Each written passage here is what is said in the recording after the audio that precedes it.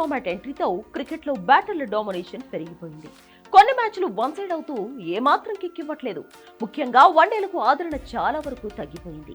ఈ నేపథ్యంలో వన్డేల్లో బౌలర్ల వెయిటేజ్ పెంచేందుకు ఇంటర్నేషనల్ క్రికెట్ కౌన్సిల్ కొత్త రూల్స్ ప్రవేశపెట్టనుంది. ఏడాది జూలై నుంచి ఇవి అమల్లోకి రానున్నాయి.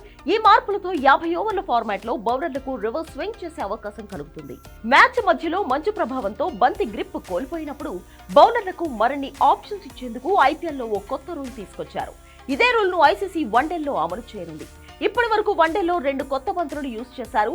ఒక్కో ఎండ్ నుంచి ఒక్కో బాల్ వేస్తారు. అంటే ఏ బంతి కూడా రివర్స్ స్వింగ్ అనుకూలించే అంత పాతపడదు. దీనివల్ల గేమ్ బ్యాటర్లకు మరింత అనుకూలంగా ఉంటుంది. కొత్త రూల్ ఈ విధానాన్ని మార్చబోతుంది.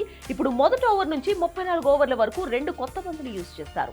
ప్రతి ఎండ్ నుంచి ఒకటి వాడతారు. 34వ ఓవర్ తర్వాత ఫీల్డింగ్ జట్టు మిగిలిన ఓవర్లకు ఉపయోగించాల్సిన 2 బంతుల్లో ఒకదాన్ని ఎంచుకుంటుంది. ఈ బంతితోనే 2 ఎండ్స్ నుంచి బౌలింగ్ చేస్తారు.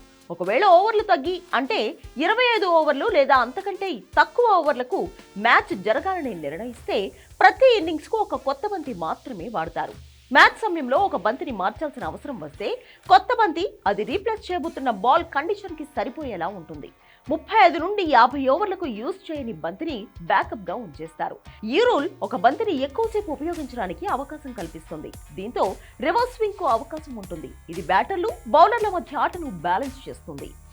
ఐపీఎల్ 2025 సీజన్లో సెకండ్ ఇన్నింగ్స్ లో బౌలింగ్ చేసే జట్టు మంచు ప్రభావం ఉంటే సెకండ్ హాఫ్ లో బాల్ ని మార్చుకోవచ్చనే రూల్ తీసుకొచ్చారు. మంచు బంతిని తడిగా జారేలా చేస్తుంది.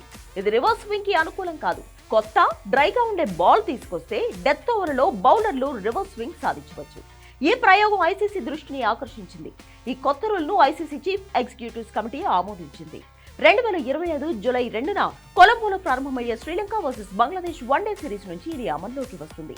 ఐసీసీ కొత్తగా తీసుకొస్తున్న ఈ మార్పుతో బౌలర్లు బ్యాటర్ల డామినేషన్ కు బ్రేక్ వేయవచ్చు.